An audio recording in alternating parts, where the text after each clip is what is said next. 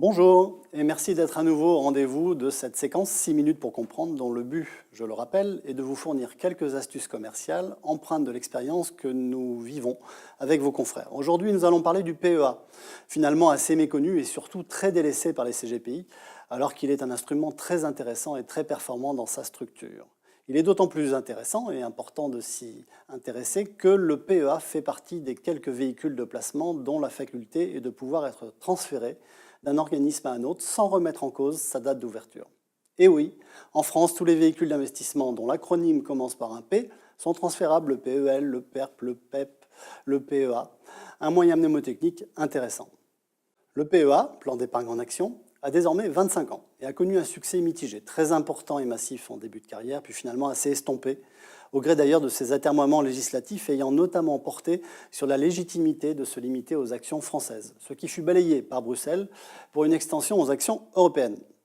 Un relooking du PEA lui a été accordé en 2013 avec une ouverture aux PME, car en effet le PEA était originellement destiné à financer l'économie réelle par un focus des investissements sur les entreprises. Mais seules les entreprises de grande taille bénéficiaient finalement de ce dispositif. Cette extension fut un réel nouveau coup de fouet pour le PEA. À l'origine, le PEA était massivement souscrit à la banque, à sa banque. Ce produit était acheté sans réelle préoccupation de l'adéquation avec un besoin révélé chez le client. En effet, il s'agissait davantage de se doter d'un instrument qui s'avérerait sûrement bien utile, un jour, dans l'arsenal patrimonial.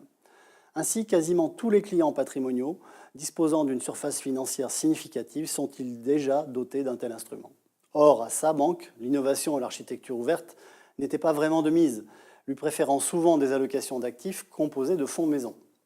Ainsi, la grande majorité des PEA se trouvent être sur la base d'allocations stables dans le temps. Bref, ils n'ont finalement guère été gérés de façon active, ce qui conduit à de piètres performances dans le temps et un relatif désintérêt pour cette solution, existante certes, mais relativement inerte.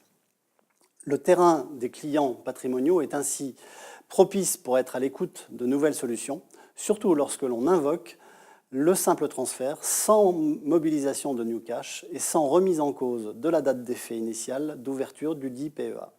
Dès lors, pour motiver au transfert de son PEA, le client patrimonial sera sensible à quelques arguments force, parmi lesquels l'accès à la multigestion, bien entendu. Cet élément permet en effet de faire montre d'une ouverture en termes d'opportunités et ainsi d'accroître ses espérances de gain, tout en accentuant la diversification de par l'accès à cette multigestion. L'épargnant s'ouvre alors les portes des spécificités des gérants eux-mêmes, qui font souvent la différence dans des catégories de fonds où l'uniformité prime parfois. Le deuxième argument force relève de la gestion active. En effet, rien n'est pire qu'être passif, notamment sur les marchés actions. Le conseiller, directement ou aidé par des programmes d'options automatiques de type stop-loss ou rééquilibrage, qui permettent une réallocation d'actifs en fonction des opportunités ou de signaux prédéterminés, permettra de déclencher un arbitrage pour endiguer les spirales de sous-performance telles que celles que nous avons connues dans les années 2002 ou 2008 sur les marchés actions. Or, un PEA est par définition très exposé et dépendant des marchés actions et de leur orientation à la hausse comme à la baisse.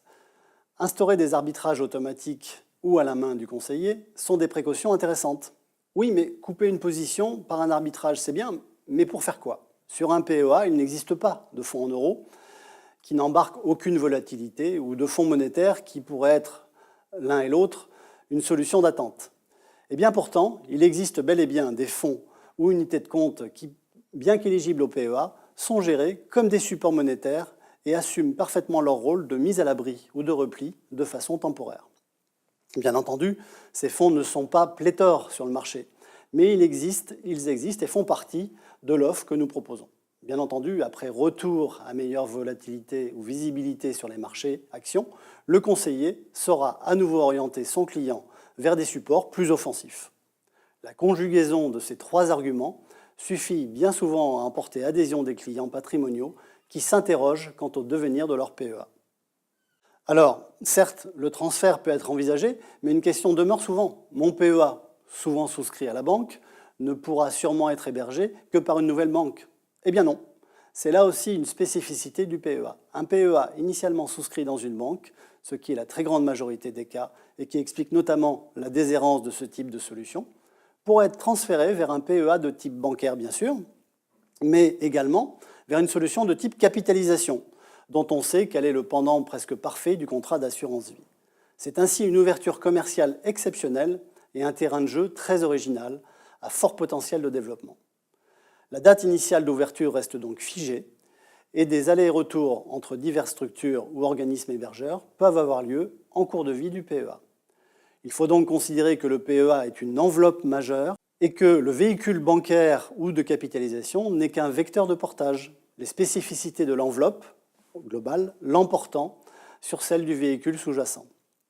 Pour éviter ces allers-retours, malgré tout, et pour fidéliser l'épargnant sur une solution pérenne, il faut donc lui proposer un large spectre de possibilités, tant en matière d'enveloppe technique, contrat de capitalisation ou solution bancaire, qu'en termes de fonds sous-jacents accessibles avec une gamme étendue ou encore en matière de fonctionnalités de type arbitrage. La fidélité d'un épargnant est donc le reflet de la qualité de service et de la profondeur de l'offre. Avec l'offre d'AGS Patrimoine, le CGPI est tout à fait à l'aise car il dispose de toutes les plateformes d'hébergement et d'un large spectre de supports accessibles, revisités et enrichis en permanence. La matière financière, autrement dit les sous-jacents accessibles en cas d'hébergement d'une solution PEA, est la matière première et le moteur du véhicule PEA. Il ne s'agit pas tant de jouer la foultitude de supports, mais plutôt la bonne répartition et son éclectisme, tant en matière de style de gestion, de taille de capitalisation, que de maison de gestion. Disposer aujourd'hui d'une large gamme, par exemple de à peu près 200 supports, suffit à ce que chacun puisse établir une allocation d'actifs personnalisée, de qualité et avec un choix suffisamment large. De plus, dans la version contrat de capitalisation PEA, des fonds dits monétarisés sont accessibles, permettant, en cas de revers de marché, de se mettre à l'abri, soit à partir d'un arbitrage conseillé par le CGPI, soit à partir d'options d'arbitrage programmées, déclenchées automatiquement suite à l'atteinte d'un seuil déterminé. Dans la version PEA, PME, ETI, 21 supports sont également accessibles, ce qui laisse une bonne liberté d'action pour ce compartiment, souvent complémentaire au compartiment PEA classique. Rappelons à cet endroit que le PEA PME ETI permet d'augmenter l'assiette de placement de 50%, soit 75 000 € de versement supplémentaire. La démarche de transfert est extrêmement simple, mais parfois longue, car l'organisme teneur n'est pas toujours très coopératif quand il s'agit de transférer des sommes qu'il gère actuellement.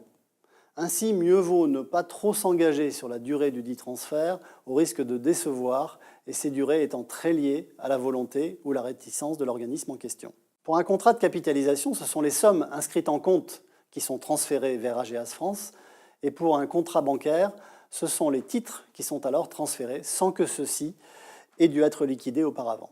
En conclusion, le transfert de PEA est une opération relativement simple à programmer et dont la pertinence, entendons par là le retour sur investissement, est très importante. Il serait dommage de passer à côté de ce type d'opération pour laquelle les épargnants sont ravis de pouvoir donner une seconde vie à leur PEA. En effet, sur les PEA, on constate que chez les clients patrimoniaux, nous disposons à peu près de sommes de l'ordre de 45 000 €. 1 ou 2 transferts par mois seront pertinents à organiser. À très bientôt pour une nouvelle séquence de 6 minutes pour comprendre.